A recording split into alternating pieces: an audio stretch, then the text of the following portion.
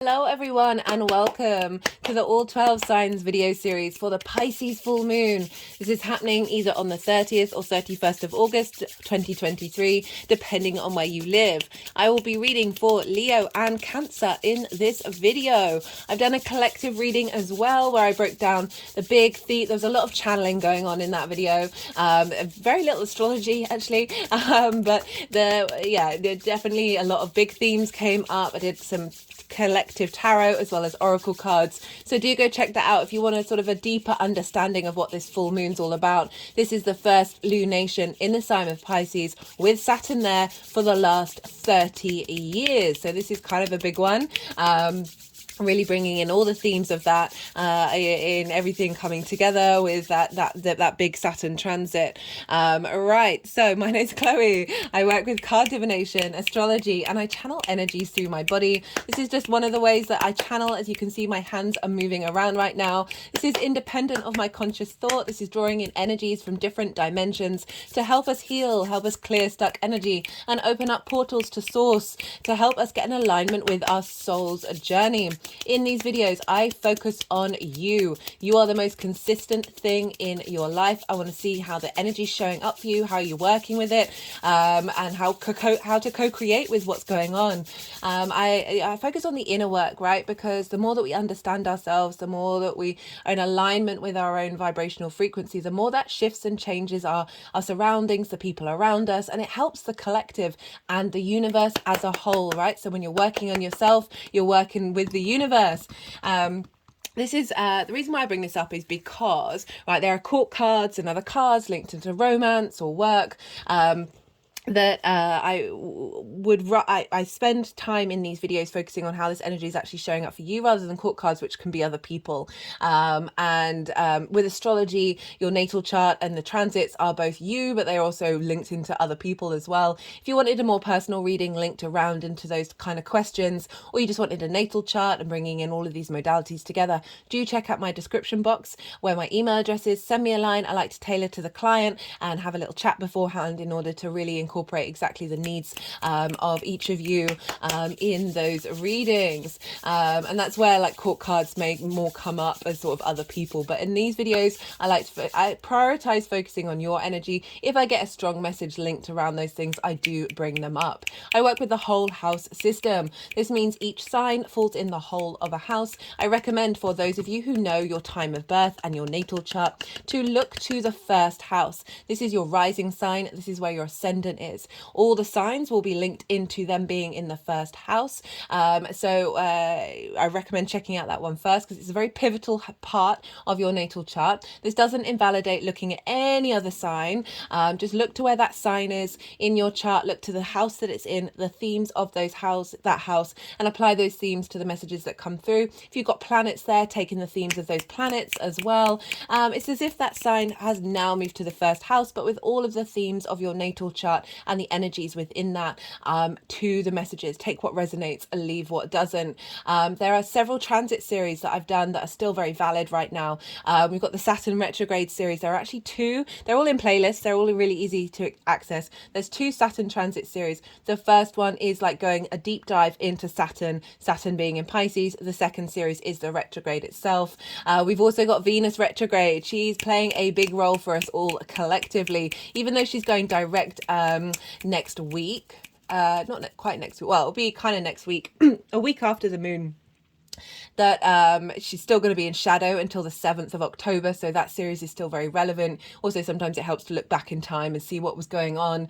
Mercury is retrograde, went retrograde a week before this full moon, in the sign of Virgo where the sun is. Very, very powerful for us all. Again, that is the first Mercury retrograde in Virgo that we've had opposite Saturn in 30 years, so big changes that are happening here. Also, what else? The nodes have shifted signs, so that's also very relevant. And so yeah, all of those things are still around, so do go check those out if you just want a more nuanced understanding of how everything's working together, how all these planets are talking to each other and what they're doing, and how they're transforming us, right? So we're going to have most of the planets retrograde. It's random, so Jupiter goes retrograde just after Venus goes direct, and when that happens, only Venus and Mars are going to be direct. So this is a real we're integrating all the downloads that we're getting. We're going inward, we're finding new pathways, new ways of manifesting in the world with all these retrogrades, and then Venus and Mars are going to be moving forward. So this is our very personal planets, our motivation, our drive, our sense of love and passion, all interacting with one another in order to facilitate this reboot that we're having. I love it. I love astrology so much. Right. Be good to yourselves, guys. Be good to those around you. And most importantly, be well until we meet again. Leo rising. How you doing, Leo? For those of you who don't have Leo in the first house, look to where Leo falls in your chart, the house that it's in, the themes of that house, whatever planets you've got there, the energies of those, and apply that, all of that information to the messages that come through. It's as if that Leo energy, with all of those connotations from your natal chart, have now moved to the first house. Take what resonates, leave what doesn't. Regardless of whether Leo is your rising sign or not, Leo and Pisces are what's called in conjunct. This is where they traditionally don't have the three main things that signs have in common with one another. Right, so Leo is, you are fire, you are fixed, and you are yang, day in nature. Pisces is water, it's mutable, and it's yin, night in nature. So with an in conjunct, it can be a little bit crossed wires, not quite getting things going, a bit disruptive, a bit frustrating. And this is because there's 6 energies trying to communicate with one another. So there's a lot going on with in conjunct energy. It can feel like you're grinding your gears in order to get things going. But if you think about it, having 6 completely different energies working together, you're able to think outside of the box. This is more maverick energy, very innovative energy. It just takes a little while to get going, and it can be a bit frustrating. Imagine you're talking to someone where, like, in the first, I don't know, 10 conversations that you have with each other, you're still struggling to get on the same page. But after a while, there's a that can instill a deep amount of respect of those other energies, of being like, I appreciate what you're bringing to the table. This is all helping us be able to work with differences and be able to integrate them. So in conjuncts are incredibly powerful, because even though they are sort of not the easiest of aspects that are in our chart, they create magic.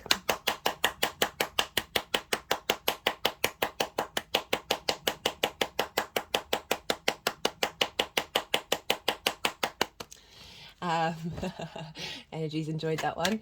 Right, so for Leo rising, oh no, let me give the example that I sometimes I forget to give it.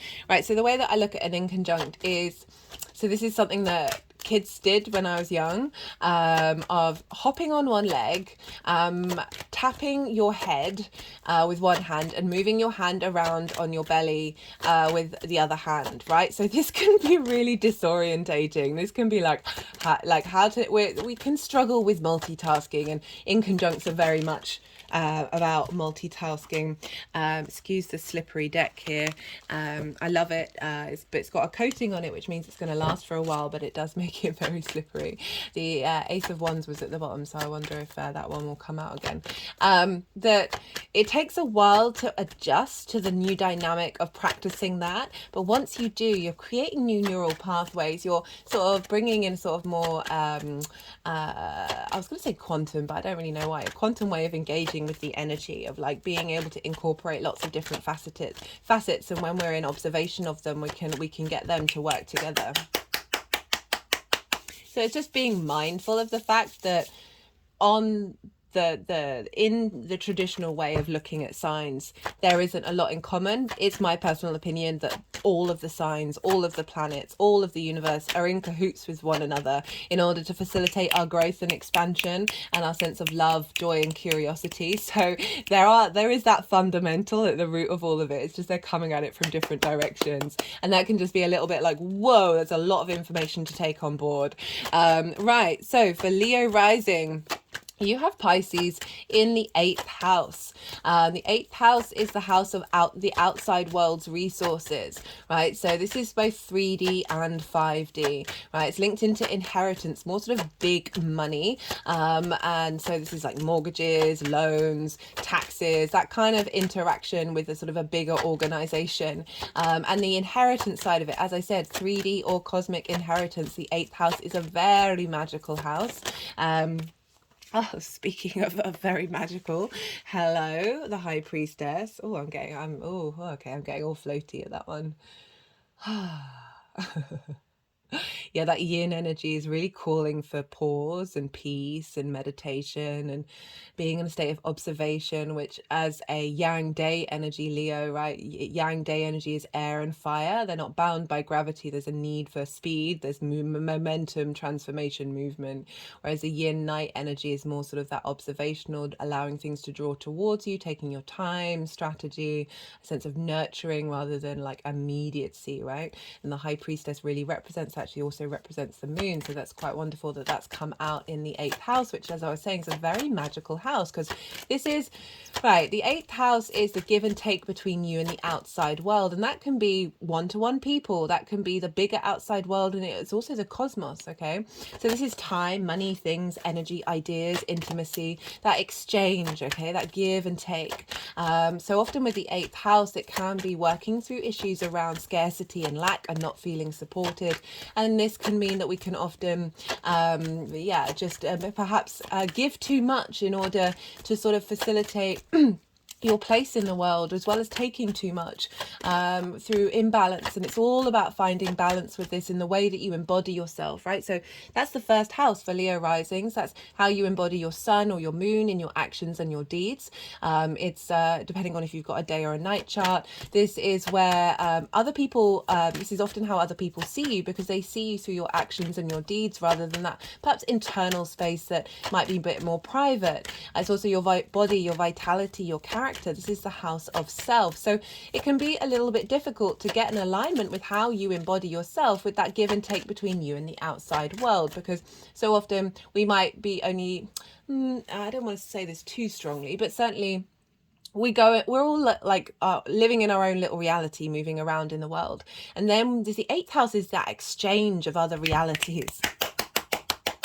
So it can be a little bit difficult to sort of work out and find what balance works for you in that exchange. And as I said, there can be scarcity there can be an overtaking, right? You can be clawing at it. You can be thinking, I need this in order to embody myself, when actually it's more about finding that harmony of realizing that to truly understand yourself, you have to understand how you interact with other people and how you interact with everything around you. And you are, in fact, everything around you, and it is you. So, but that can be a really bit of a difficult paradox for us to get our heads around, which is probably why this is where the 8th house is in the chart, right? So it's also the house of transformation. So through our give and exchange with the outside world, we are constantly in a state of transformation.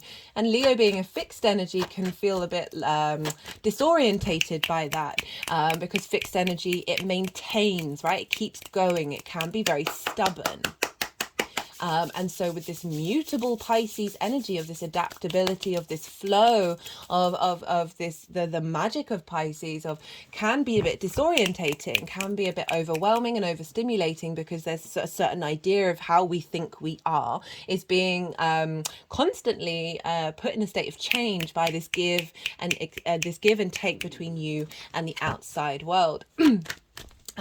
So we've got a full moon here. Right, I am pulling cards for 3 piles. The first pile is the lead up to this full moon.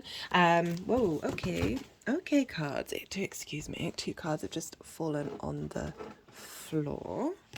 We've got grief. Let me just move this down. What's the other one? and the Queen of Swords. Very, very interesting. Right, so the first pile is the lead up to this full moon. So the new moon in Pisces happened on the 20th of February 2023. So this is a completion of that 6-month cycle of everything that you've been working on, the intentions that you set, seeing them come to culmination. But it's also because, right, this is the first lunation in Pisces with Saturn in 30 years. So it's kind of like a culmination of a 30-year cycle. Definitely getting that under theme coming up for the collective. And so that's the energy of the lead up into this full moon. The second pile is the energy of this moon that's bringing down into the earth, into you. What's going on with that? The third pile is how all of this energy is going to manifest moving forward, right? So you've got a full moon in your 8th house.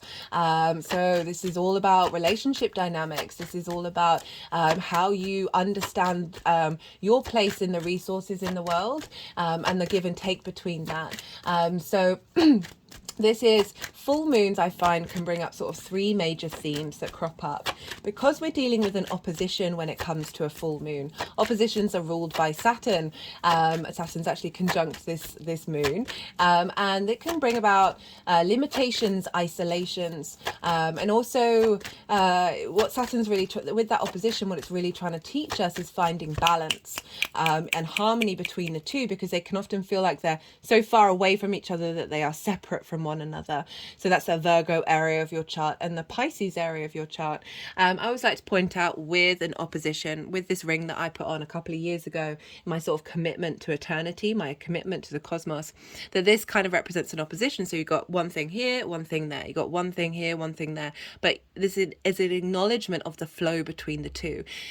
Sometimes we can exaggerate one area of our lives over the other, and with full moons it's about bringing that back into balance. Yes, there can be an ebb and flow. Sometimes you need to prioritize one side of your life over the other, but it needs to be done in an acknowledgement that they are 2 sides of the same coin and that one feeds the other.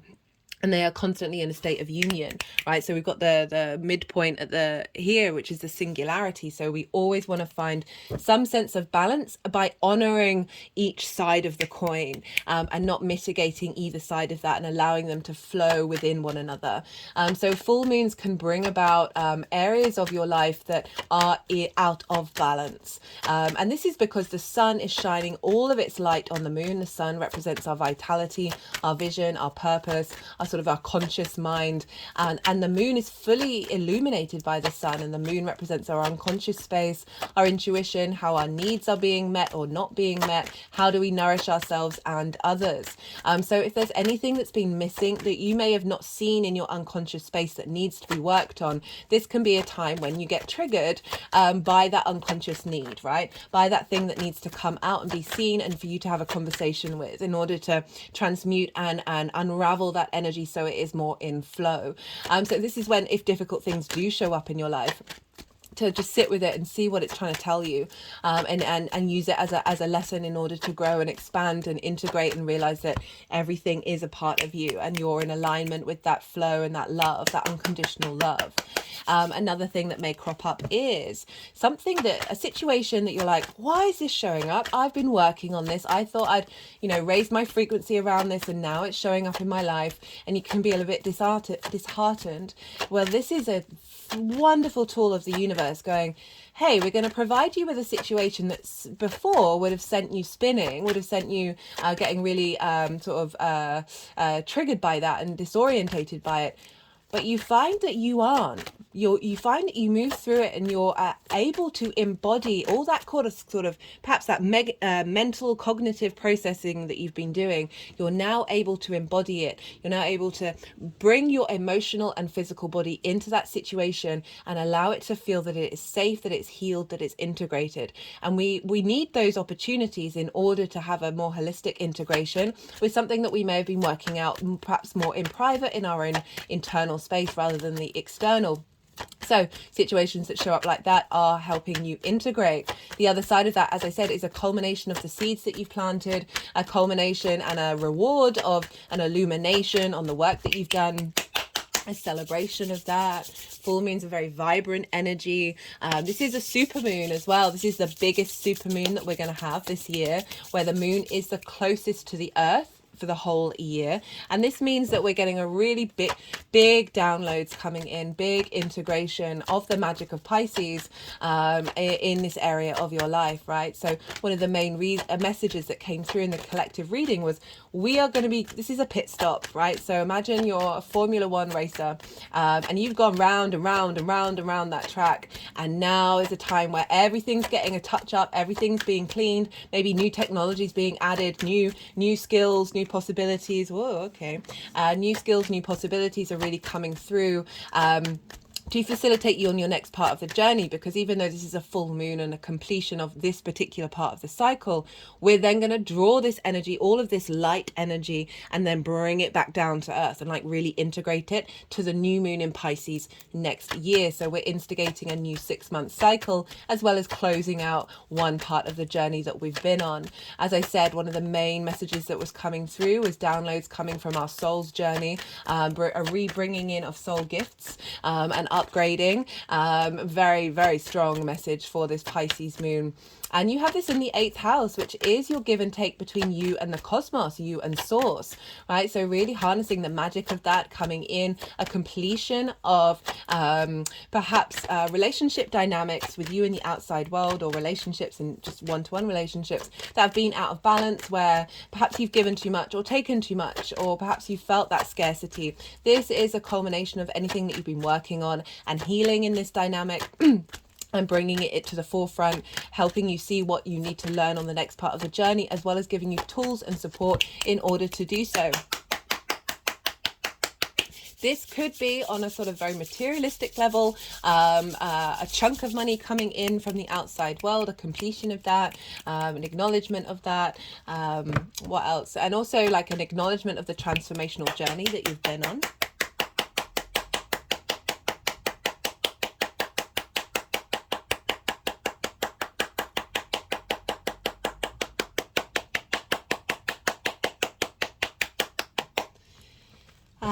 Right, so all of this is conjunct Saturn. So the moon is conjunct Saturn.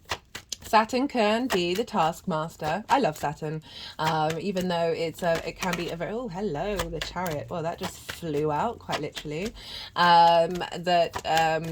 Saturn is about integrity and authority, and everything Saturn does wants you to get in alignment with your own internal integrity and authority in order for you to move through this world from a space of grace, right? So the more that we're in alignment with our integrity, the less worries and fears that we have, the more that we're able to get to work to fulfilling our soul's journey. Okay, so Saturn's about cause and effect. It's about responsibility, duty, making sure you're doing the right thing from your internal space, right? And it can bring up limitations and frustrations around that in order to test you and test your mettle, basically. Certainly definitely been feeling that with Saturn in Pisces, is like, are you all about that life, right? Are you walking your talk despite any difficulties that may be coming up? Is that throwing you off course? Are you still sticking by your own internal knowing within you of your own internal authority, that of how you express your integrity? That's what Saturn's trying to teach you. And so with this combination with the moon, what I'm really enjoying that message of, Saturn is also linked into karma, and so it is really bringing in past life energy, past skills, past talents, in order to facilitate you being able to do what you need to do to walk with integrity from a very magical place, because we're dealing with Pisces, which is very much the flow of the journey of the unknown and the unseen, and being able to tap into all the dimensions and all those frequencies and all those possibilities of the fantasy world, right? Absolutely everything, the boundlessness of the cosmic ocean that is available to Pisces energy. Very, very fluky energy, lots of synchronicities I find with every Pisces season. You can't really avoid it. Although, to be fair, the synchronicities at the moment have been wild with that Mercury retrograde, but that is opposite Pisces, so there we go. And Saturn is sort of acknowledging old contracts, old contracts around blockages and limitations and frustrations that are getting cleared out. and really giving you the tools that you need to do to walk, be responsible with your soul's journey. And that doesn't mean not having play and not having fun, of course not, but we do have to acknowledge that there is a sense of the more that you know yourself, the more that you are walking with integrity, you're less bothered by what the outside world is saying. You're less bothered about those resources where you might be needing validation from the outside world. This is, you know, the more that we are confident in ourselves, the more that we tap into, tap into the resources that we have within us, which is the whole of the universe, right? And so we're not necessarily so Saturn likes to stress test foundations in order to make them strong. So Saturn wants you to have strong foundations so you can walk your talk. And this full moon is very much feels like a culmination of the past 30 years, the past 6 months, and really bringing in a renewal of life, a renewal of magic into the 3D world.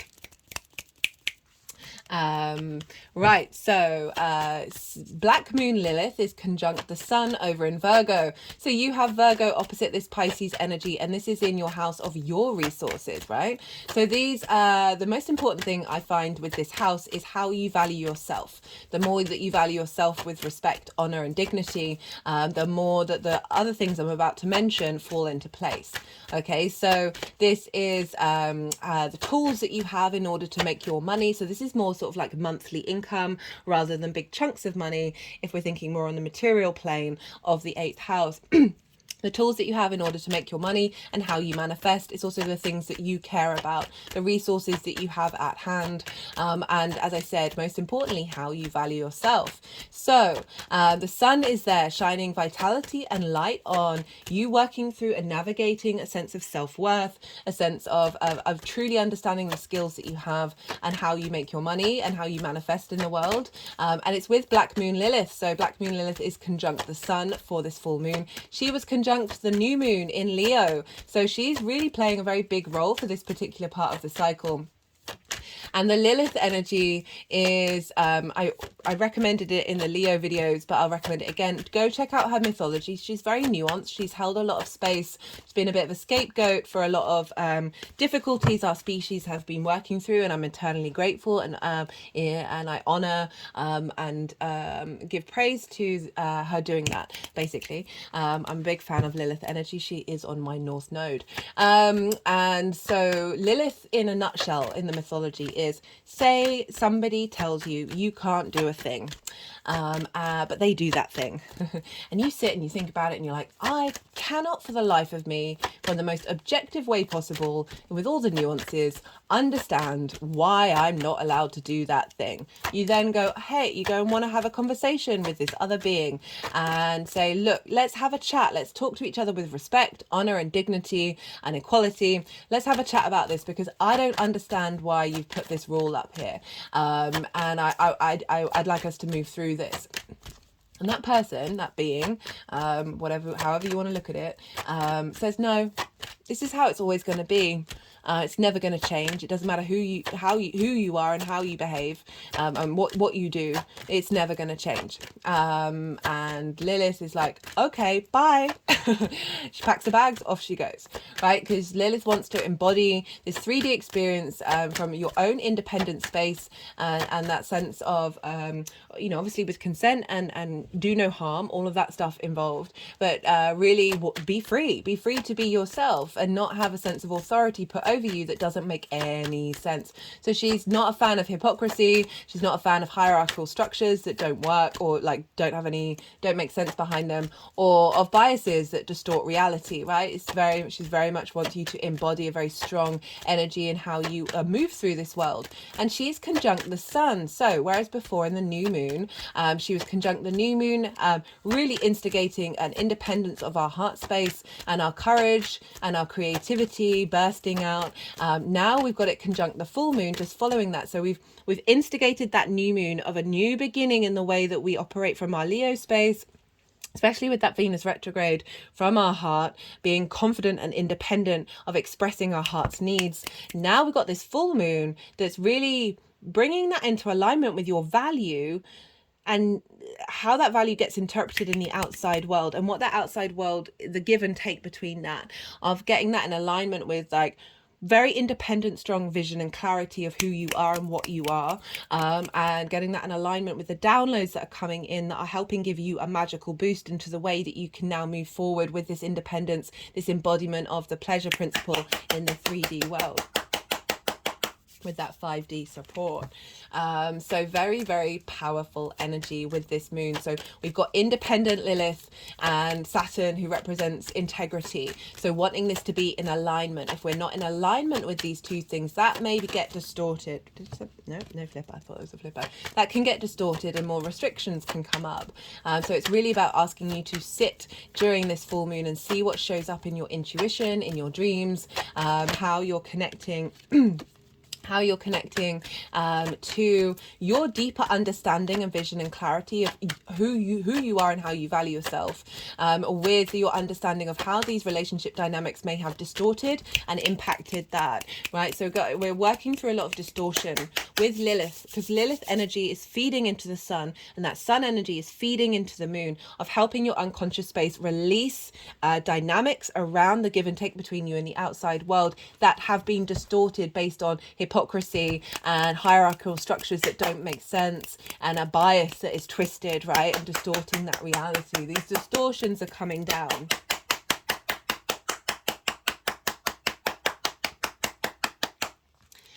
Ooh, right.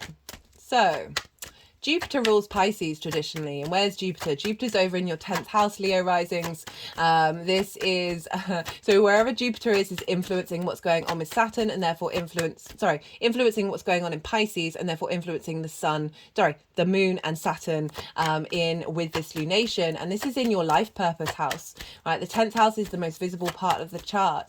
I like to focus on life purpose. It is also very much linked into career, but career isn't always your life purpose. So your life purpose can be that thing that pulls you forward, that magnetism, that North Pole, that guiding star that your career facilitates, or it's very much your career and it's your reputation and it's how the bigger outside world sees you. So Jupiter is influencing this completion of perhaps dynamics that haven't served your life purpose, right? So providing wisdom and elevation of this dynamic, as well as providing support and nourishment of where you're headed, right? The clarity and expansion and deeper knowing that Jupiter can bring to the table, of knowing there are certain cycles that are being cleared out, knowing that there have been certain blockages, and knowing that there is always a different dynamics that is coming towards us.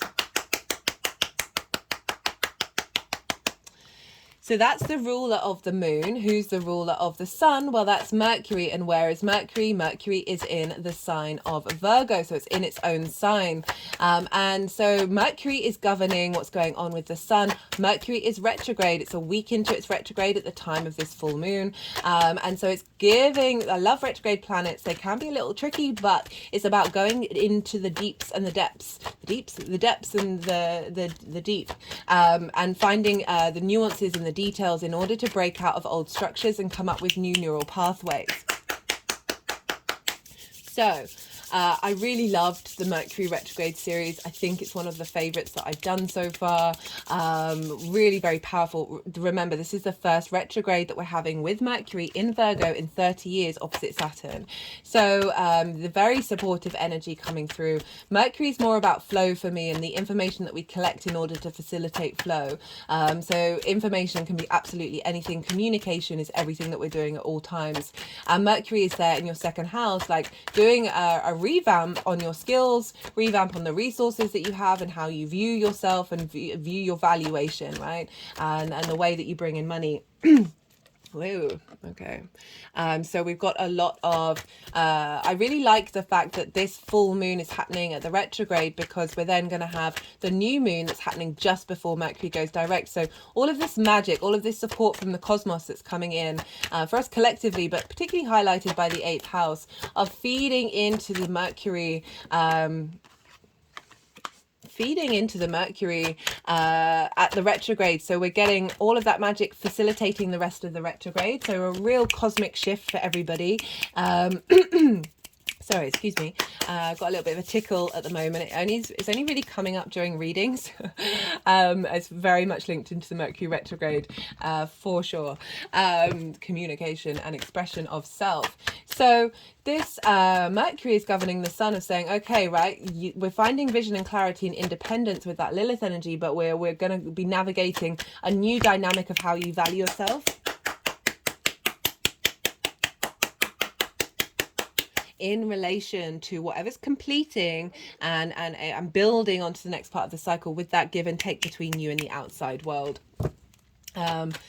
Speaking of Mercury, right, for those of you who haven't seen the Mercury retrograde series, now that the Sun is in Virgo, the whole chart, all the skies are being governed by Mercury, except when the Moon is in Cancer in her own sign. But every other time, every other moment, everything's being governed by Mercury, and I'll explain why.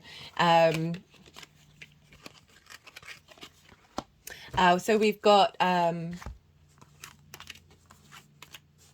sorry, they're being quite insistent on doing this.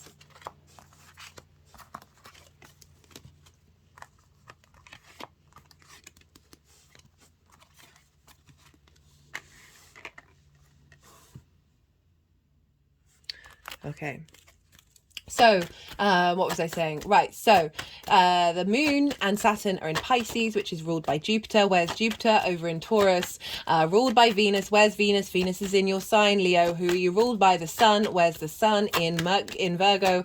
Who rules Virgo? Mercury, right? So the chain of command goes back to Mercury for all. So whatever's going on with the ruler is affecting the signs that it rules. So Mars is moved into Libra. Libra is ruled by Venus, so the chain goes back. Mars rules Aries and Scorpio, so all of that energy gets fed back into the chain. So Mercury is incredibly powerful right now. So you're really getting a lot of strength and vitality and clarity about your sense of value and how that may have been impacted by the outside world, and a real shift and change in this dynamic, because Saturn wants you to be free, right? They all want us to be free. They just go about it in different ways, and free from a really very grounded integral place is definitely Saturn's agenda. So yeah, very, very, very powerful Mercury right now, having a big impact on us all collectively, and really sort of getting this full moon in alignment with its new journey of where it's headed and how it's revamping everything, which I love, which is so good. Right, what else did I want to say? Look to where your Sun and your Moon are in your chart, because the signs that they're in and the houses that they're in, the themes of those houses are likely to crop up around this full moon, so you can get an understanding of what's showing up for you in this full moon. Other things, checking out your dreams, making sure you see, like, tapping into what your unconscious space is trying to tell you. Hello, Leo. And then really being able to bring that to the forefront, and get intuitive hits from what's going on. Is there anything else that I wanted to say? Yeah, I think that's it. I'm going to go quiet now. And let them keep shuffling, because they're okay. No, let's see, do we want more cards? Okay. So what was I going to say? Yeah, I'm going to go quiet now. You've had the sort of yang day energy, activity, stimulation, extrovert side of the reading, lots of information. I'm now going to quieten my mind and go quiet, and let the energies do what they need to do. They're going to keep shuffling until all the cards have come out, and then they'll do some energy work, and they'll put the cards into the piles that they want to go in, and then I'll come back round and I'll bring in the tarot. So I ask you to soften your mind, because we're in the yin night side of it, the rest energy. We need to digest the information that we process at all times, which is so important at the moment with all the planets that are going to be going retrograde. Okay. With all the planets that are going retrograde, that are really giving us the facility to digest the upgrades that we've been getting for quite a while now. And so this is when we just let everything settle, let it all digest. So soften your mind. Don't try and force any of the information. You may get intuitive hits, you may not. Don't ever shame yourself if you don't. That's not part of the cosmos's plan. Everything we do is constantly in a state of co-creation. Yeah, I will go quiet now, and let's see what's going on. So funny, this card, I was going to say, but I didn't want to like sort of jinx it, that this card so often comes up with 8th house transits.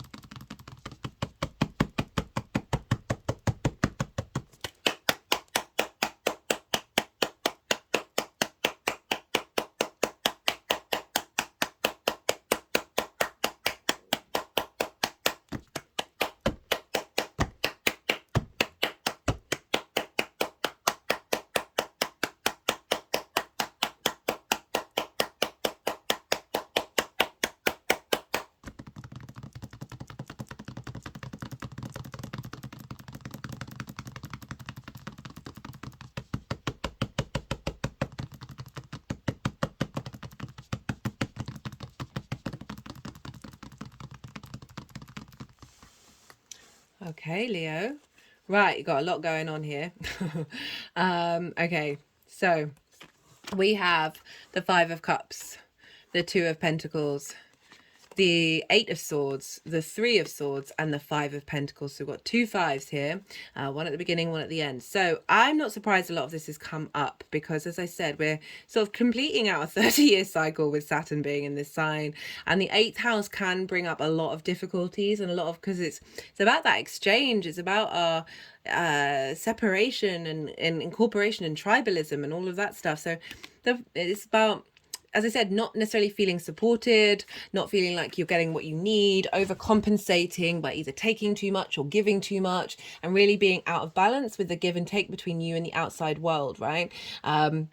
And your perhaps your relationship with source, whatever that, however this shows up for you. Got the 5 of Cups. This is grief. This is focusing on that which has fallen over, the lack energy, rather than acknowledging that there is always abundance, there is always a sense of fulfillment.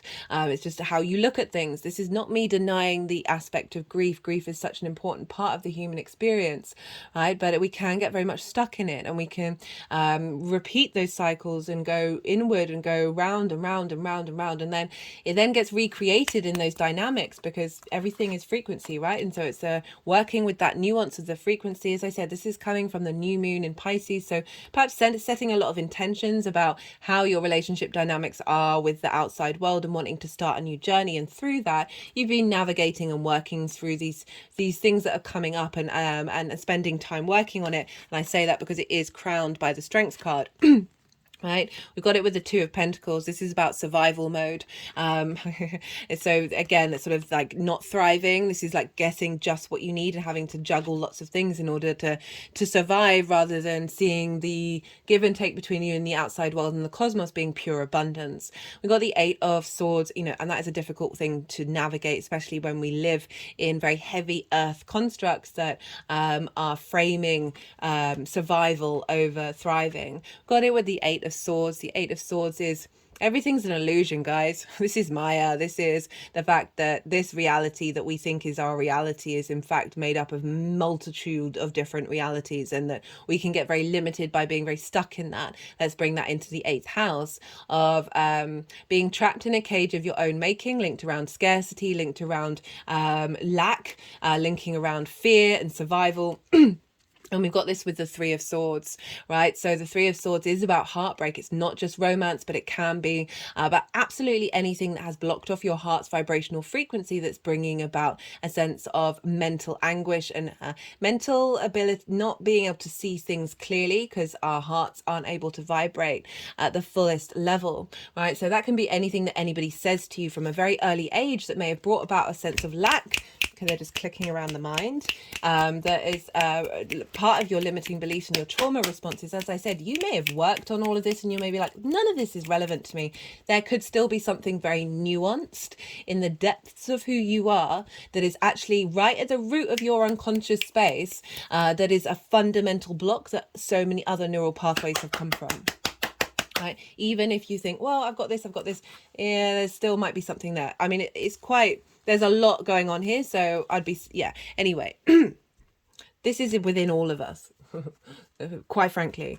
And this is what we're trying to navigate out of, and moving from a space of lack, of not feeling supported, to a place of truly acknowledging that every moment is truly divine. So this is something that came up in the collective reading that I channeled when Venus was in Pisces, right? So Venus is in her exaltation in Pisces, which means wherever she is, she's kind of having an influence on what's going on in Pisces. And I channeled every moment is truly divine, and that can be a really hard thing to get your head around, especially when you've gone through situations of loss, situations of fear and survival, of feeling trapped, of heartbreak, and not feeling supported, of feeling left out in the cold, right? The 5 of Pentacles. These figures have clearly been in that state for a long time, like their clothes are ragged, right? They feel left out there. But that is that sort of scarcity mindset that we all can collectively have, right? And so even if this isn't resonating with you, I'm still getting that what you're working through is helping the collective navigate these energies.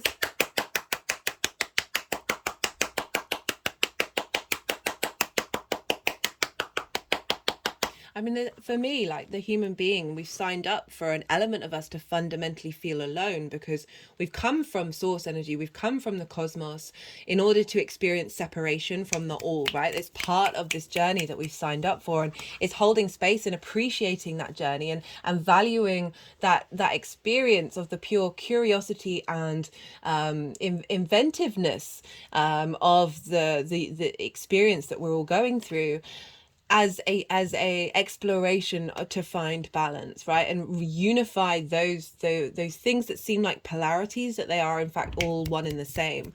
So we've got the Strength card crowning this. This is saying that since the lead up to this moon, you have been embodying your Leo energy. So this is the Leo energy. This is about, through compassion, through empathy, through love, through kindness, we come into unity, right? So there's only 2 figures in the tarot who have the infinity symbol. You know, I was talking about the infinity symbol earlier, about this balance, right? And knowing that they all come from the singularity, they're all part of the whole. And love is the fundamental of that. Leo rules the heart, right? This is where Venus is. She's really reorientating you in understanding your true value. There may be difficult situations that have come up, right? That have got in the way of that. But this is really saying that you have been mindful, you have been spending time. Strength isn't necessarily a big action card. It is about being present. It is about trying to find harmony through that animal, instinctive, primal aspect of you with your cognitive higher self, with your soul energy. So you can see this is the sort of human incarnation, and this is your soul energy working together through love and compassion, right? Of finding a way of navigating these very difficult energies from love. We've got a mountain in the background. This represents a higher perspective, of bringing in that higher perspective, like bringing in that sense of flow, of knowing that you are an ecosystem of different melodies and different stories that all want to bloom and be heard and be brought together with those roses. So that's big energy. I mean, I'm not feeling big energy off it. Very much just feeling this sense of, okay, let's do this, let's work through this, and being in a state of observation of it. For the energy of the moon itself that's being brought down, oh, we've got a change of fate happening, which I love with everything that's just been going on. This is the Jupiter card. This is over in your 10th house of your life purpose, right? So this is a change of fates. This is very destined energy. Everything is moving on the up. We also have the fixed energy of the sense of what may have felt like forever and felt like it's fixed is changeable. Everything is always changeable. Very positive omen for this full moon of saying, if any dynamic where you haven't been in flow with you in the outside world is shifting and changing. We've got the Queen of Swords, right? I love the sword deck, the sword court cards, because they all have birds on them, and she has a bird above her crown chakra. Birds represent messages, represent flow, represent a sharing of information, represent a higher perspective. The Queen's very nourishing energy. She is tending to her clarity, to her dignity, to her independence. She is facing away from us. She is very clear in the way that she interprets the world, right? There is a sense of she's gone through some tough times because but her head is above the clouds, right? And so but what I'm getting with this full moon of what's being drawn down is a true clarity and understanding of the skills and resources that you have in order to express yourself and bring a sense of a clarity to the new dynamic that's coming in, the fresh new way of engaging with the outside world. Also, her hand is open. So if we're looking at this as a connection to source of lots of soul energy coming through and resources, her hand is open to receive. She's open to receive this fresh new truth of the reality that you're embodying moving forward.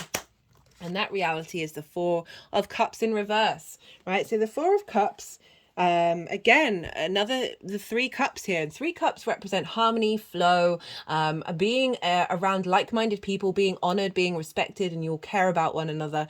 This card, like the Five of Cups, which is seeing those cups knocked over of a loss of something that you once had.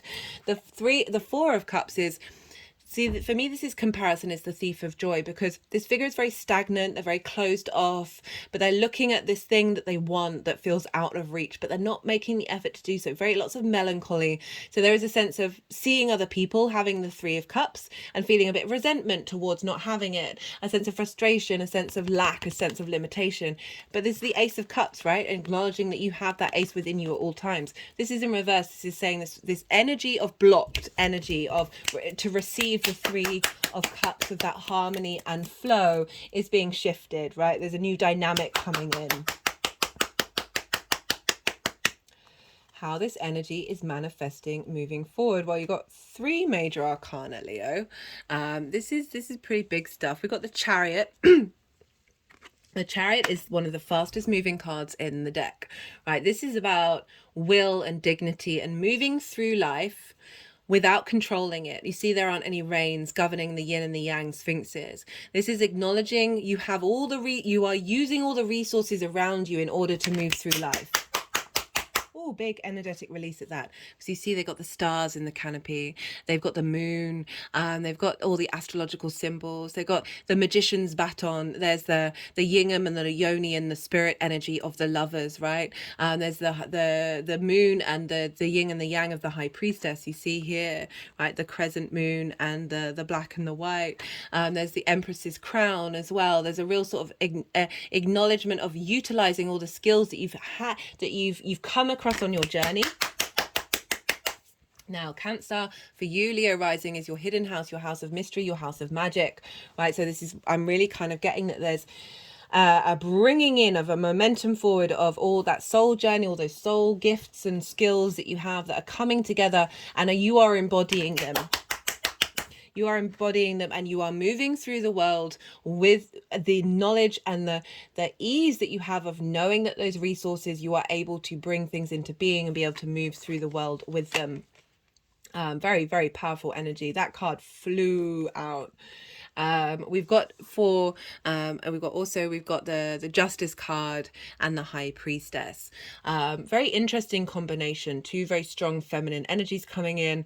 Justice is Libra. Justice is about balance, right? So righting wrongs, things coming into balance. But this is about being able to make the right decisions from equity and a space of empathy, right? So she's holding the sword of justice. She's holding the Ace of Swords, this divine truth, this divine clarity, and she's able to move through the world and make decisions that are in harmony with the balance that she has with the outside world, right? There's also any distortions that I was talking about being righted, and soul contracts finishing and bringing in new ones that are in alignment with a healthier relationship dynamic that you have with the outside world. And this is with the High Priestess. Okay, so she's crowning this energy of your intuition, of your knowing that you are drawing everything towards you. So I said before about the 8th house, sometimes we can claw at it and be like desperate for it and striving for it and needing, like saying, I need this in order to be able to be me. I need this in order to do the things that I want to do. The High Priestess is all about knowing she has everything within her. She is drawing every situation towards her that is fulfillment of her highest good. She is deeply, deeply intuitive. She is calling you to tap into that intuition. That intuition is being put into balance in order for you to move through this world, but acknowledge that you're not, well, again, there's no control here because of the rains. She's not trying to control the situation. She's knowing that that situation is, every moment is truly divine. Every moment is facilitating her will, and her will is that of the universe. Whoa, that's a powerful reading, Leo. Yeah. What else did I want to say? Well, let's bring in Virgo. A real acknowledgement of the skills and the resources that you have and being able to put them into force and seeing clearly your value, right? That coming into balance. Yeah, not being in a state of lack, but being in a state of abundance. Okay, let's I was gonna do the numerology deck, but I want to do the first light tarot first. Let's see what's coming up. I've got healing, service to others. So you've been going through some deep healing. I mean, that's not surprising at all, but let's see what else wants to come out. Let's see what's coming out for Leo for this Pisces full moon.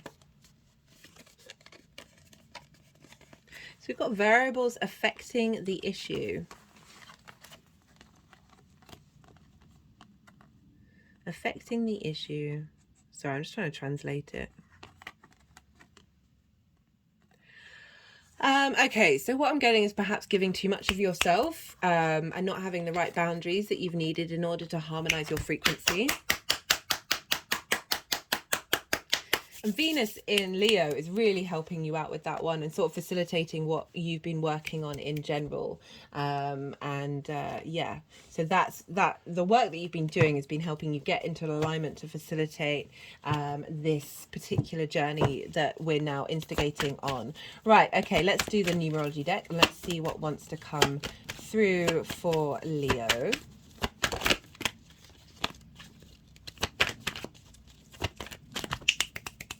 Sorry, the energy was getting a bit wild and I was like, I think they want to do some energy work.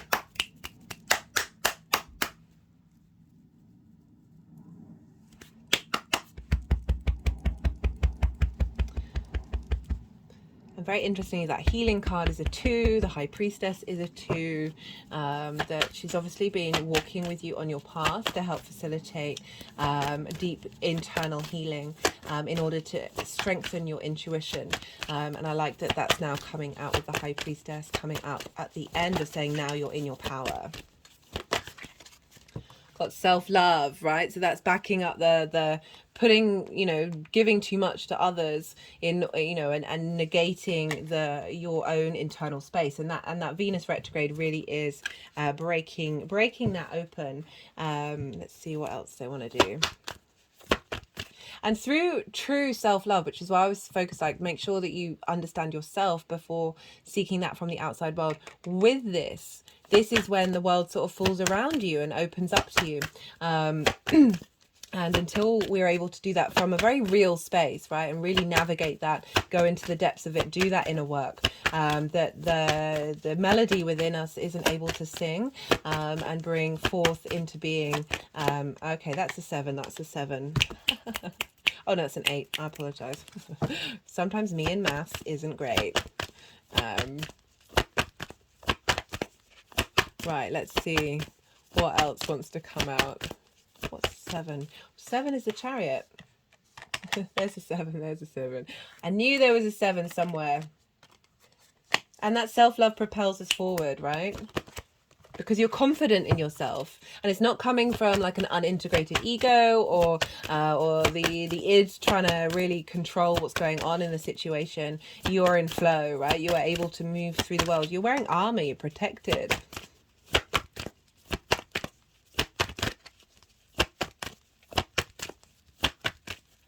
Right, final card.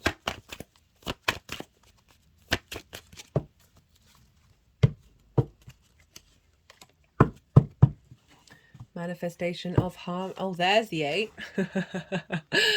There's the 8. Manifestation of harmony. And we just cut the deck and got the star card, which is potential success, happy endings, promising beginnings. This is about deep healing and also being able to hope and dream again. So there's a real recalibration going on here. Right, Leo. I'm going to leave it at that. I could keep on going. I thank you for being here. I appreciate your time and your energy. I hope this resonated. Went on a little longer than I thought. I really thought I was being quite quick. If it did resonate, don't forget to hit that like button. Be good to yourself, Leo. Be good to those around you, and most importantly, be well until we meet again. Cancer rising. How you doing, Cancer? For those of you who don't have Cancer in the first house, which is your rising sign, where your ascendant is, look to where Cancer falls in your chart. Look to the house that it's in, the themes of that house, and whatever planets or whatever points you have there, the themes around them, and bring all of that into the reading and integrate it into the messages. Take what resonates, leave what doesn't. It's as if that Cancer energy has now moved to the first house. Well, regardless of whether Cancer is your rising sign or not, Pisces and Cancer, they trine one another. They are of the same element. They are both water. A trine is an aspect of Jupiter. This is a benefic planet. This is a soft aspect. This is free-flowing, inspirational energy flowing directly into your Cancer area of your chart. Oh, hello, Cancer. Hello. What's going on with you? Okay, so oh, that reminds me. Wait. I'm going all over the place here. Let me carry on saying what a trine is, and then I'll excuse me, Cancer, I'm feeling a little bit silly. This is Pisces energy acting like a fool, magical fool. Okay, so trines, aspect of Jupiter. This is a benefic, soft flowing, free flowing, very inspirational energy.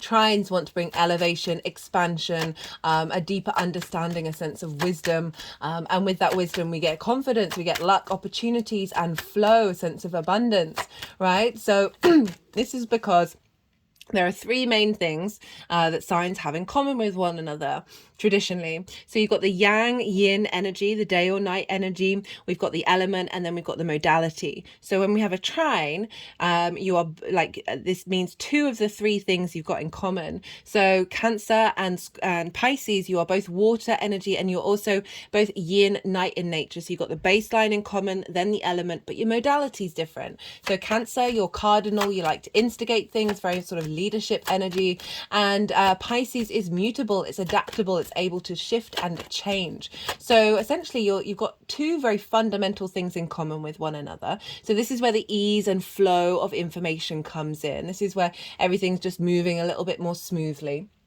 And then the modalities are different. So this is where we get wisdom, because we've got 2 different perspectives coming together in order to broaden each other's understanding of what's going on. And with that wisdom, that sense of knowing, that's where we get the confidence, right? So very beautiful moon coming up, right? So I'm pulling cards for three piles. This is what I was laughing to myself before, because I was like, I'm going all around the houses. I don't know why I found it quite so funny. The first pile, did we get a flipper? No, the first part is the energy leading up to this full moon. So the new moon in Pisces happened on the 20th of February 2023. That was a new instigation of a part of a cycle, and now now we've got a culmination coming up of that 6-month cycle of everything that you've instigated and been working on, and it's coming to a sense of culmination. Oh, these cards are coming out in ways that they don't normally come out. I can feel the energy is a bit different. Okay. But also let me say the words out loud rather than in my head. So this is the first lunation in Pisces with Saturn being there in 30 years. Okay, so it's kind of also, do bear with me, I've got a tiny bit of a tickle. It's sort of totally linked into the Mercury retrograde that only comes up when I'm doing readings. I just need to hydrate. Sorry about that, Cancer. What was I saying? Just thinking about hydration, actually, because we're dealing with a lot of water energy. What was I saying? Sorry, brain. Sorry, Cancer. Let me just pause and recollect myself. Right, that's it. So this is kind of like a culmination of a 30-year cycle as well, like kind of big. So that's the energy leading up to the full moon. Then we've got the second pile, which is the energy of the full moon itself, what energy is being brought down into you. And then with third pile is how this energy is manifesting moving forward. I am loving this spread, Cancer. This is a lovely spread so far. So how that energy is manifesting moving forward with the integration, right? So even though this is a full moon, this is kind of a culmination energy. We're constantly in a cycle, okay? So with this culmination, we're then instigating, bringing that culmination energy, all the downloads into the next part of the cycle to the next new moon. So then we're integrating it, and then we're starting again. We're not starting again. We're adding on to the previous cycle. So the time is constantly going, whoa, okay. I'm now moving all the way backwards. Okay.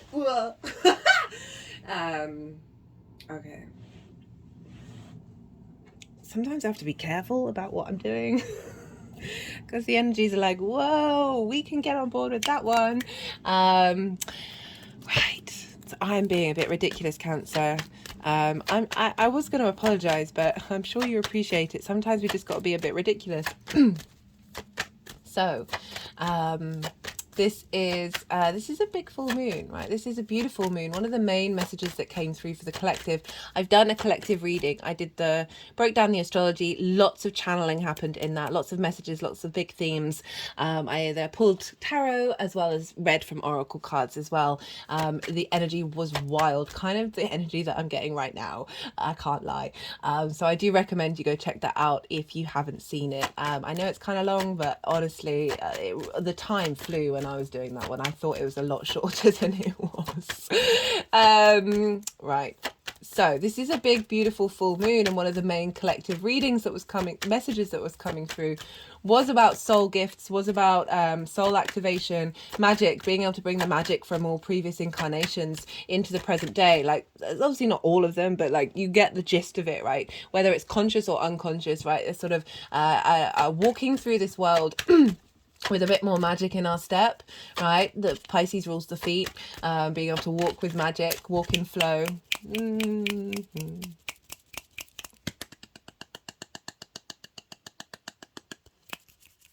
Oh, getting some beautiful, soft, flowy energy through me. Like, for those of you regulars, you know, sometimes the clapping can get quite intense.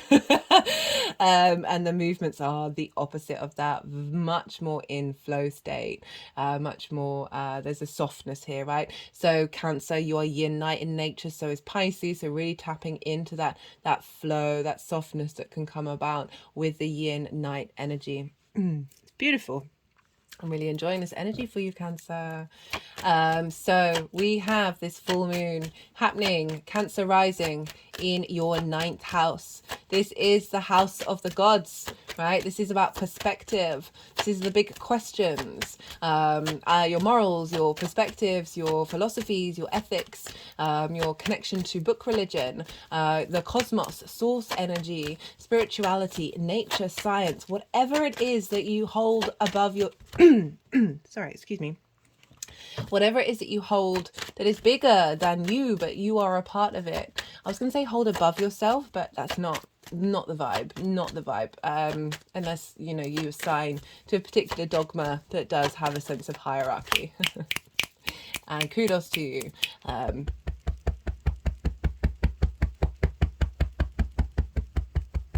So I was just thinking of my Pisces grandmother, who very lovely woman, but very much signed up to, and I'm not saying this to invalidate anybody's experience, but signed up to the fact that the only way you're getting into heaven is if you acknowledge the fact that Christ died for your sins. And I just can't wrap my head around it. I shouldn't really be saying my personal opinions right now, but this is what's coming out, so it's obviously meant for somebody. That I was like, that makes that God really petty, that you have to know about Jesus in order to get into heaven, when that is, for me, I find it really small. I find it really small. Like, if somebody's out there who's working from a place of love, practically a saint, just because they don't know about Jesus and that they died for their sins doesn't mean that means that they don't get into heaven. And that she's kind of saying, well, you don't have to necessarily be a good person, you just have to acknowledge the sacrifice that God made. And I was just like, that is not the framework I want to be in. That just seems very, anyway. I am no way trying to offend anybody, but just that acknowledging, I take a lot of resources from a lot of different book religions. I think they have some true essences in there, but dogma and limitations and hierarchical structures, not the one. And this is showing up in this moon as well. And I think the reason why this is coming out for you, Cancer rising, because this is in the house of the gods, right? This is about perspectives. This is about how you interact, how you see yourself in the cosmos. Okay, they're responding, so they're all right with me doing that message. Okay, so perspectives, philosophies, right? As I said, how do you map yourself out in the world? How do you question it? How do you want it to be, right? This is also about learning and teaching. This is through a sense of mastery of something. So unlike the third house, which is sort of instigating learning something new, the ninth house is mastery of that. So this is through that mastery. I mean, every day's a school day. Even if you are a master of something, it's all about the curiosity of learning and growing constantly. But there is a time when you get to a point where you're like, I think I kind of know what I'm doing here to a good degree, right? One where you're confident in what it is that you're doing, but you're not blocking yourself off from learning, because that is just not the point. That through that you are able to then, through your embodiment of that learning, you are able to share that perspective with others, not in order to change their mind, but just provide another perspective, another understanding of something. And it's also about, and through that we teach, right? It's also about, it's linked into foreign travel, in terms of like going and living somewhere for a longish period of time in a space that is unfamiliar to you, that is different from that which you've already experienced, in order to broaden your perspective. I wouldn't always list it into foreign travel, because it could be somewhere in your country that you've never been before, that is completely kind of alien to the way that you express yourself and understand yourself. And so through that you are then broadening your perspective. It's all about perspective. And so this full moon is really recalibrating any dynamic that you've had around that being blocked, of you understanding you are a creature of source, right? You are made up of source energy, in my opinion. And that manifests in so many different ways. All rivers lead to the same ocean, all roads lead to the same mountain, right? It's all one part and parcel of this beautiful tapestry that we're a part of. Would never want to have there only be one way of thinking about something. But when we limit each ourselves, right? In my opinion, we are all the universe manifest in individual form. So when we're blocking others from experiencing that in the way that you think about the world, it's very us and them. It's very othering, and I just not a fan. And I think there are so many tenants that don't operate on that and still are able to be different from each other. It's all about finding balance. But yeah, so this full moon, okay, so full moons can bring up different things. I find there's like 3 core themes that tend to show up around a full moon. One, they can trigger you. This is because the full light of the sun is shining on your unconscious space, right? So the sun, our vitality, our purpose, our conscious mind, sense of clarity is shining fully on this full moon, which is our unconscious space, our intuition, how we nourish ourselves. Okay, that was the 9 of Swords. We'll see if that one wants to come out. How do we nourish ourselves? How do we nourish those around us? Where are our needs being met or not being met? And so with the full light of the clarity of the sun shining on the moon, this can often reveal to us things that are deep within our unconscious that we have not seen before, that are now being revealed, in order to help us understand what we need to sit with, what we need to navigate for the next part of the journey. Well, hello. That's the first time the moon's come out. Just as I was talking of the unconscious space, this is also the Pisces card. So this is like, how do we, so this can, even though you may get triggered, this can be a triggering thing. It's in order for you to help understand how to sit with that narrative, sit with that story and work through it and unravel it and set it free. There are other things that can show up is, say you've been working on something for some time, and you think you've elevated that, you've raised your frequency, that's no longer bothering you. And then a situation comes up where you're like, why is this showing up? Why am I manifesting this when I thought I'd worked through this? That brings up a previous situation that would have triggered you. The universe does this because sometimes we can be very much in our head about this integration, like this raising of frequency. And actually we need 3D experiences to walk through and realize that and help your physical and your emotional body to realize that it's safe, and it is at ease and at peace and at comfort with itself. And then that way we then get a more holistic integration of whatever trigger or trauma that it is that you've been working through. So don't get frustrated if those things show up. They are just part and parcel of your integration process. The other side of that is a completion, a celebration, a sense of a big reward coming in from the cosmos one way or another, of everything that you've been working on. As I said, I really am getting the feeling of a lot of downloads coming in. It's kind of like a pit stop, where we're getting a refresher from the cosmos, from the magic of Pisces, to help us bring magic into our 3D world. Magic is just science we haven't figured out yet. This reading's wild. The energy of the cards coming out is wild. I'm loving it. And as I say that, I spill cards everywhere. Okay, so they put the deck down, so that's perhaps all of the cards that want to come out, but I've still got a lot to say. I'm going to try and keep it short because I know what I'm like. So we've got this sense of culmination of how you see yourself in the world, working through any trauma responses around blocking, you seeing your own divinity, you seeing you being connected to the whole. I can totally understand with Saturn being in Pisces of having restrictions and understanding of finding a place. There can be an isolation from the outside world that you may have been navigating. And so this is opposite where Virgo is. Virgo's in your 3rd house, the house of the goddess, right? This is where we bring our big picture philosophies into our day to day. This is about communication, the things we do on a regular basis. So this is about finding balance between those two things, those perspectives. Saturn is conjunct the moon.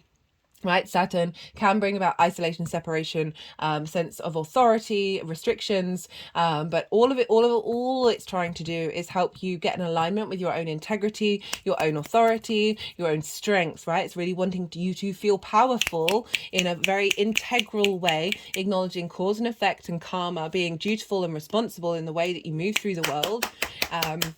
And this is a culmination of that, right? And then starting a whole new cycle for the next part of the Saturn journey, right? Saturn's retrograde at the moment, so this is an inner journey, bringing that in. Karma, remember, past life stuff coming through to help activate and see your own divinity, which is just keeps repeating in my head over and over and over again. And so a real sense of integrity coming through with this full moon, with the downloads that we're getting.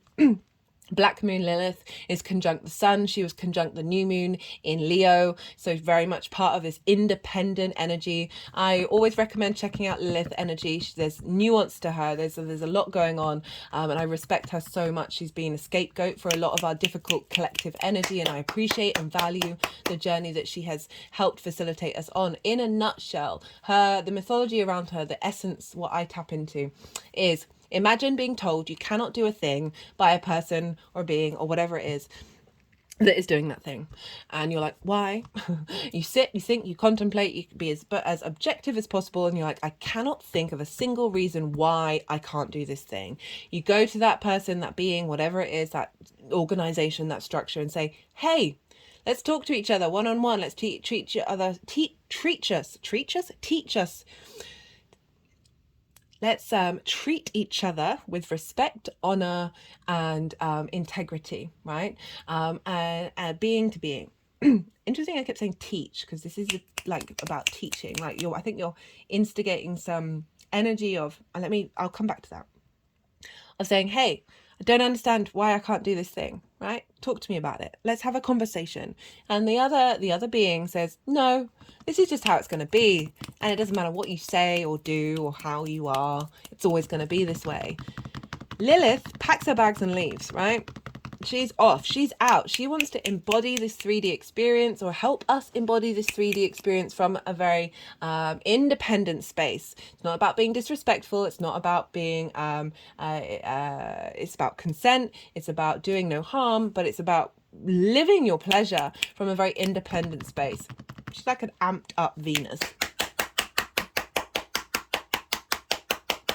But she doesn't like hypocrisy. She doesn't like hierarchies that don't make any sense, or biases that distort reality. Okay, so she's conjunct the sun. All of that energy is feeding into the sun that's reflecting on the moon, which is with Saturn. So we've got this balance between independence and breaking down structures that don't work and then don't have integrity.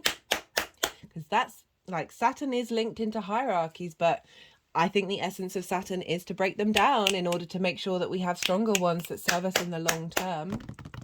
So those two are working together with our unconscious and conscious mind in Virgo, very practical, very able to facilitate and bring things into being in the 3D world with the magic of Pisces, right? All the realities, the expansiveness, the unconditional connection, being pulled into each other and wrapped around one another and creating this beautiful expression of energy that is being downloaded into your sense of self. Oh, my head just went back.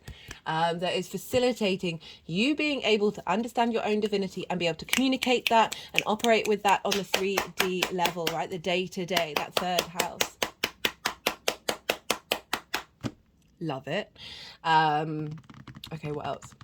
Jupiter is ruling Pisces. So wherever Jupiter is having an influence of what's going on in Pisces. Jupiter's over in Taurus, which for you is in your hopes and your dreams, your friends, groups and alliances. Jupiter loves being in the 11th house, bringing about a sense of wisdom and confidence into your hopes and your dreams that is feeding into the way that you see yourself in the world, the perspectives that you have of this cosmos, right? Opening up new perspectives, for getting downloads from past lives to help you understand that there's more going on in the world than we are being told to believe, right?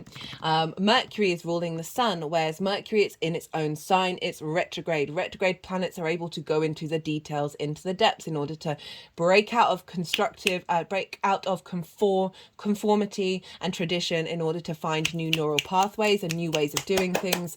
And so all of that energy is feeding into the sun, right? And it's going to go direct just after the Virgo new moon. So we've got all this support coming in from the cosmos of your perspectives. Feeding into Mercury. This is for us collectively. Feeding into Mercury is sort of nearish, not really nearish, kind of near the midpoint of the retrograde. So it's really instilling the integration of the magic into the practical in the 3D realm. All of the chart, for those of you who've not seen the Mercury retrograde series, I recommend it.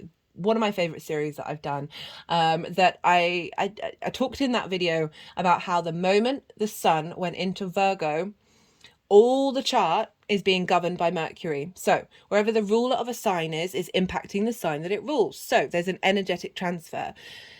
Moon and Saturn rule Cancer, Capricorn, and Aquarius. They are being governed by Jupiter. Jupiter governs Pisces and Sagittarius. Jupiter's in Taurus, ruled by Venus. Venus rules Taurus and Libra. Venus is in Leo, ruled by the Sun, whereas the Sun in the sign of Mercury. It's in Virgo, so the buck is stopping with Mercury. The only time this isn't going to be the case for a while is when the Moon is in Cancer in her own sign. Everybody else is hanging out in other people's signs, and so they're all being governed by Mercury. Mercury is in its exaltation, very, very powerful. Virgo wants to facilitate flow in the 3D realm, wants to bring about ease through healing and coming up with this this flow energy, right? So really love this energy. This is all that. So you've got a trine with Pisces, Cancer, and you've got a sextile with the Virgo energy, and Virgo, so that's an aspect of Venus, again, a benefic aspect. So very soft, very easy, free flowing. You've both yin, night in nature, but you're different elements, different modalities. So you're able to brainstorm. You have a sense of appreciation and value. There's more flow, there's ease. She wants to bring love, connection, harmony to the sun, to that Lilith energy in your Cancer energy. Wherever that falls for Cancer rising, that's the embodiment of self. Right, your first house is how you embody your sun or your moon in your actions and your deeds, depending on if you've got a day or a night chart. It's your character, it's your vitality, it's your appearance, right? It's your body. It's often how other people see you because they see those actions and those deeds rather than your internal space. Depends how well they know you. So this is all feeding into your Cancer energy of embodiment of self. Absolutely love this because you're a Cancer rising or your Cancer energy, whatever's going on. But the Cancer rising, the moon is one of your rulers, so you're always going to be affected quite strongly by the lunations. So absolutely love this for you, Cancer. Right, I'm going to go quiet. Oh, that reminds me, look to where your sun and your moon are in your chart. Look to the houses that they're in, the themes of those houses. Those themes can crop up during this full moon process. We're going to feel it in the lead up, we're feeling it afterwards. It's a super moon, it's the biggest super moon, it's closest to the earth. We're really getting these downloads loud and proud. That look to those, that just adds a little theme of what this reading is showing up for you on a personal level. Right, you just had the yang day action side of everything, the extrovert, the stimulation, the information, the go, go, go, go, go, go, go, go, go. Now we're moving into the yin night side of it, right? The rest, right? Allow all that information to digest, to soften your mind, let it all float. Don't force anything. See if you get any intuitive hits, because I'm going to go quiet. I'm going to do some energy. Well, the energies are going to move through me and do some energy work, and then they're going to move them into different piles. Into the 3 piles, and then I'll come back round again and I'll start talking and incorporating the tarot in with the astrology. So let them do what they need to do.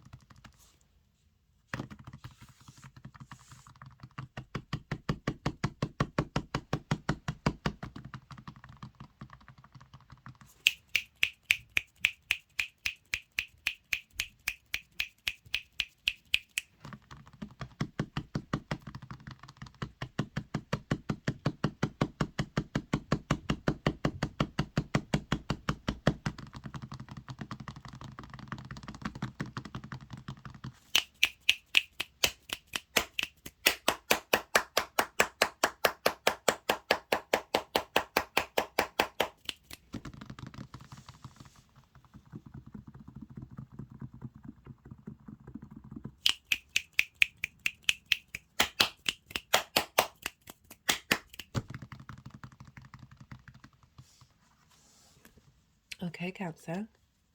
So, interesting combination of cards. Oh, that's reminded me about the word teacher. I'll come back around to that. Interesting combination of cards for the ninth house energy. As I said, this is from the new moon in Pisces that was on the 20th of February, intentions that were set, as well as like a closing out of a 30-year cycle with Saturn. So Three of Swords, Seven of Swords, Temperance. I like this combination. It's showing there's a real growth of progression of what you've been working through.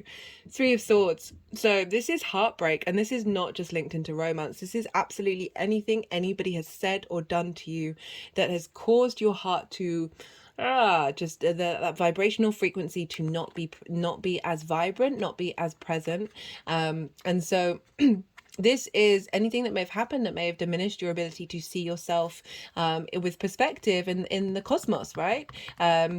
With your understanding of how you are through the world. Of there's a sense of grief here, there's a sense of separation, of this heart separation from the cosmos, of like not feeling whole, not feeling a part of something in a way that is giving you nourishment. Just as definitely keeping it in the word separation.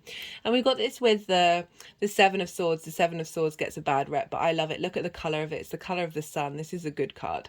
So if you notice, this figure is stealing 5 swords away from the encampment that it's from. So this is about trying to stop the war, okay, by doing something differently. This is about thinking in a maverick way.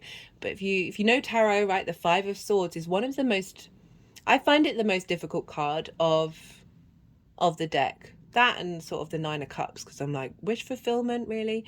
I just feel a little nervous with that one. The 5 of Swords is conflict, is like the bully in the room. It's very it's jagged energy with it. It's like, why is this happening? Did this need to happen? Like, what for?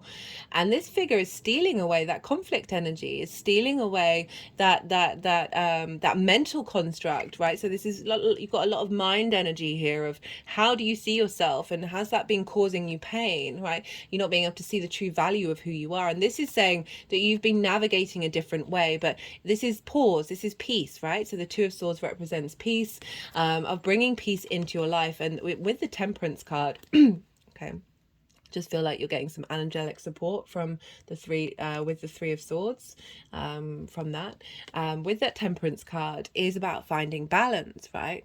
This is the Sagittarius energy, and so Sagittarius for you, Cancer, is in your 6th house of work, health and routine. So this is kind of saying you've been putting in the work to re-navigate this pain, this grief that you have within you. Temperance is about alchemy. It's about incorporating every little part of who you are and bringing it into balance, refining it, bringing it into a sense of whole. You see here the water is going up into the cup. This is about doing something differently. This is magic, or just going against the grain of that which you expect, right? There's a pure alchemy here. I love how the angel has its foot in water and on earth. So really acknowledging the elements and working them together, that emotional body, that physical body, and finding the spirit, the drive, the fire energy of Sagittarius to reignite your sense of self. But this takes time. This isn't all go, go, go. This is about duty and dedication to you reassessing and reevaluating this new dynamic that you're bringing in, okay? This new understanding of how you see the world, what perspectives that you have, and how do you see that within you, and how are you able to express them, and in a place where you feel like you are of value, and be able to communicate that. Okay, so we've got yet even more powerful cards. Cancer. We've got the Moon, and we've got the Queen of Cups. Very beautiful energy coming in. So the Moon, this is the Pisces card. Again, this is harnessing. This is bringing into balance the instinctive wolf side of us, and the dog that requires some semblance of boundaries and tribe in order to operate in the world. So this is acknowledging duality. This is acknowledging the fact that we've got a lot going on in our unconscious mind that we might not necessarily be aware that's there. and there's also magic, right? This ability to bring in your intuition and strengthen your intuition. There's a real sensitivity and a psychicness with the moon, of really leaning into that part of you and really allowing that to blossom and bloom. So this is the energy that's coming through, rather than the heartbreak of being able to work through those unconscious difficulties and come out the other side of it. That is really a very strong intuition. Because we've got the Queen of Cups here. I love the Queen of Cups. She is, for me, this card is serenity. She is so at peace with her surroundings, right? Going away from that heartache and the need to move away from conflict, to being, like you see here, no waves, no clouds in the sky. Her perspective is so wide. Imagine sitting by the sea with no clouds in the sky. It's all blue, right? Your eyes just go, like trying to take it all in. That is the broadening of the perspective. And she has this broad perspective, and she's sort of looking into this chalice, which gives the element of intuition, of prediction, of seeing into the future. And she is at peace, right? Her foot is turning blue into the ocean. She is so at peace with the future, the present, the past, that she is able to nourish and cultivate your emotional body, your intuition, from a space of serenity. And this is coming with the Judgment card. This is about, this card's come up a few times actually. This is about elevation. This is about ascension, right? So the spirit energy, the frequency that's coming down with this moon is leveling up every part of you. These kind of represent the dead. They are the color gray, which represents wisdom. And there's a sense of wisdom rising up, of this sense of finding a higher perspective. You notice the mountains in the background, they always represent a higher perspective of being able to see the perspective, but also, as I said, this is bringing in a lot of soul skills coming in, and I feel like wherever this has come up, like the trumpet of the angel is like, you've got two angels, you've got a lot of support here of really raising that which has always been within us. We have all the ancestral lines within us, we have all our star lines within us, we hold the whole universe within us. That this is unlocking skills and gifts from our soul's journey that have always been there. But I think about that Lilith and that Saturn journey of of the distortions of biases of realities, right? Saturn is very much about reality, of giving structure to something, and Lilith wants to break down those distortions in order for us to be free, right? So this is very much like whatever you've been going through and whatever blockages have been there for a reason, right? Our soul signs up for certain contracts and this all gets cycled out. That this genuinely does feel like there's a shift in the dynamic where certain blockages are being dismantled through frequencies, right? Through the frequency of the moon. So we have, for the energy manifesting moving forward, this is pretty powerful. Of the Star and the Two of Cups, as well as the Page of Cups and the Nine of Wands in reverse. So this is acknowledging your own divinity, your own stardom. You are part of the cosmos. You are able to hope and dream again, rather than this heartache. And this is with the Two of Cups, which for some of you, this might be about relationships, but I see this as your relationship with yourself in the cosmos, right? The masculine, feminine spirit, all in equality with one another. This is how I feel about Lilith talking to somebody. She's like, I'm here, I'm standing here. Let's talk about this. Let's be respectful. Let's treat each other with honor, right? Eye to eye. And the two snakes, which represent the Kundalini energy, or the Caduceus, which is a representation of healing. So this is both healing, right? But there's momentum moving forward with the cards that are following with this. That this is deep transformational healing that is allowing you to know that you are in unity with the cosmos. You are still uniquely yourself. She is unclothed. She is as close to herself as she possibly could be. There's a union of the galactic and the earth energy. There's a harmony of your internal space with spirit. With the Page of Cups and the Nine of Wands in reverse. Love this. Page of Cups, Pisces, right? I can't remember, I think it's Mercury in Pisces. Talking to a fish in a cup, right? This is the acknowledgement of the ridiculous, of the farce, of the fact that reality is not as we know it. Whatever you're confining yourself by is being cracked open. And Venus is involved here as well, because Venus is exalted in Pisces, so she's doing work over in your second house of how you value yourself, right? And really helping bring that navigation in of like, you got this, you are who you are a phenomenon, right? The Page of Cups, very creative, very intuitive, very useful energy. So you've got the Queen of Cups, now you've got the Page. So I love that shift, right? So we've gone from Queen to Page. Pages are so excited about what they've got, they want to share it with everybody, right? There's a very much a usefulness, a refreshment of it, and this ability to find the joy, right? That childlike energy, the joy of your own existence in the 3D world.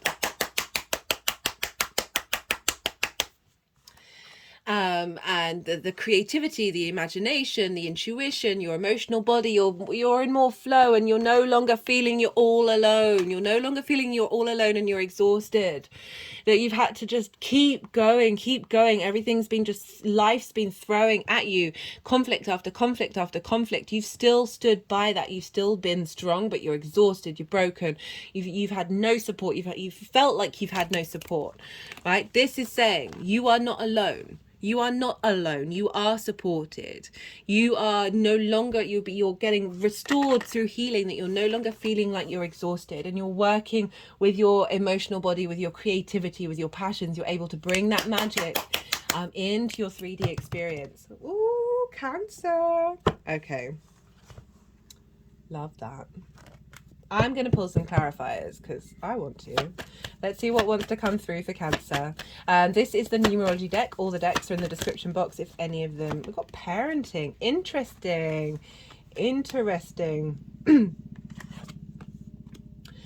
Yeah, just that Saturn energy of... Okay, no, it's not what I'm getting. The parents, the gods, right? House of the gods.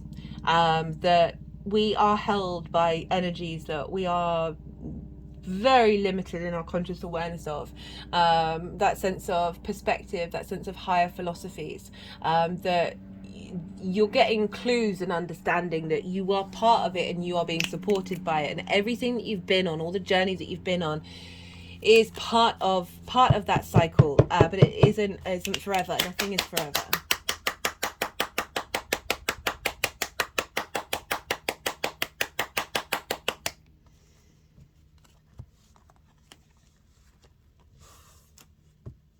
Okay, that's with the Shaman card. I read the card out in the description in the collective reading, so you might want to check that out. But certainly in acknowledgement of the Shaman can be. Let me read. Oh, where's the Shaman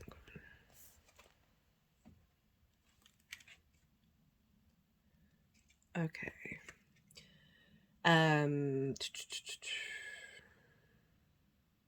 First, the shaman is activated by long-standing and diligent study. Second, its orientation is generously and accurately aimed towards the healing of the self, the other, and the culture. And third, the shaman has a knack for finding doorways to the other world, allowing psychic visions and old magic to leak into this world. This way, the shaman is a master who bridges the everyday and the sacred. Think about that 9th house of how you see yourself in the world, how you see yourself in nature and science, which is all part of the sacred. Everything's sacred, like revealing potent power needed desperately in our time. Right. Contrary to popular belief, the shaman archetype appears in every vocation, right? Teachers, directors, surgeons, politicians, and poets are just a few of the faces a shaman may wear. Fearless student and practitioner.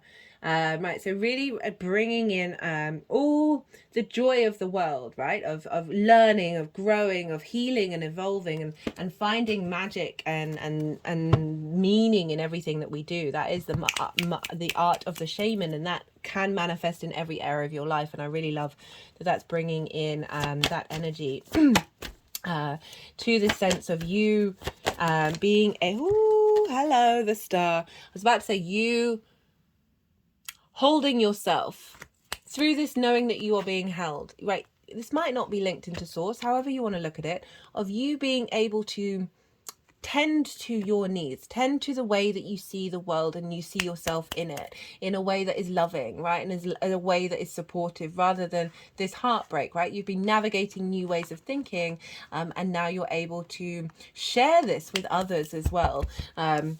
We got the star card, right? So double star, potential, success, happy endings, promising beginnings.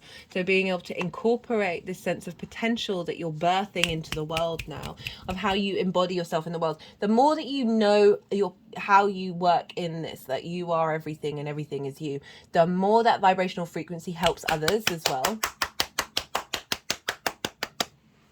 Okay, I'm going to do one more card from the numerology deck.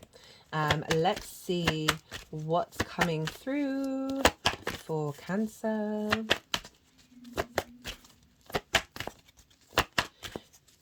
I'm just with that parenting, it could be for some of you who are engaged with children, or you've got your own, or any other thing, that through these perspectives you are then able to share your wisdom to others.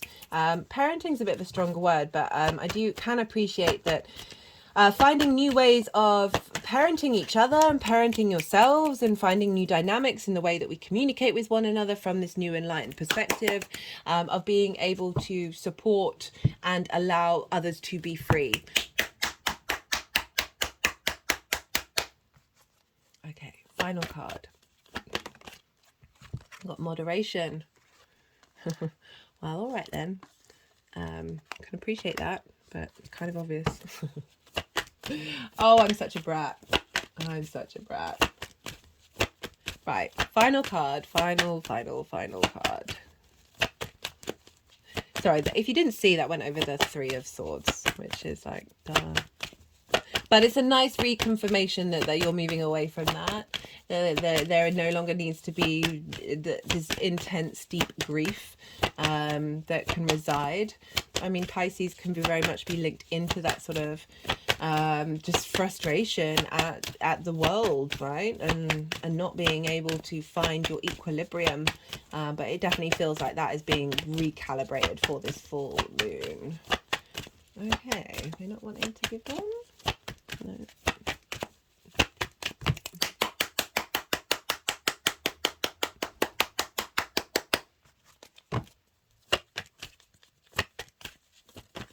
Great. Compassion and communication. Final cards, right? Finding compassion for you in who you are and where you are and what you're headed, being able to communicate this very intuitive energy that's coming through, and bring through your embodiment of self the ability to facilitate not only your own journey but that of other people's. Okay, Cancer, I'm going to leave it at that. I really enjoyed that reading.